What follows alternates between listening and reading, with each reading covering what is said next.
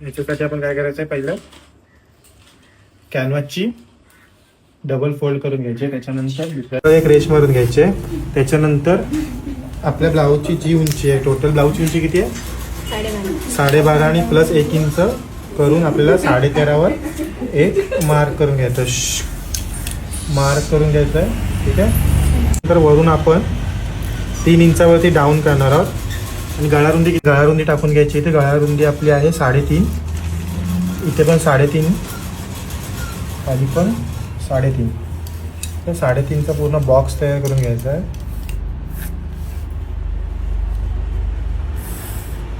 ठीक आहे. त्याच्यानंतर आपण 3.5 जो डाऊन करून घेतलेला आहे त्याला आपण फ्रेंच कर्वने शेप द्यायचा. ठीक आहे. हा वरचा आपला शेप देऊन झालेला आहे.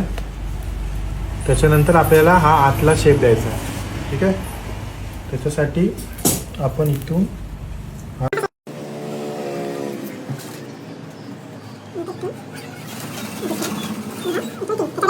उंची किती आहे? 9, 9.5 ना टोटल. गळ्याची उंची आहे 9.5. 9.5वर एक मार्क करून घ्या सरळ. ठीक आहे. आणि हा जो तिसरा जो गोल येणार तो आपल्याला ह्याच्यामध्ये घ्यायचा गळ्याची. आणि इथून परत हा असा बाहेर येऊन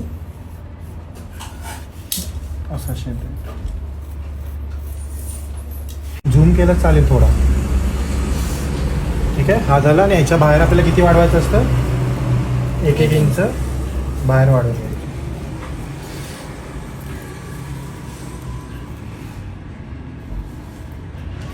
पूर्ण 1 इंच असं बाहेर वाढव.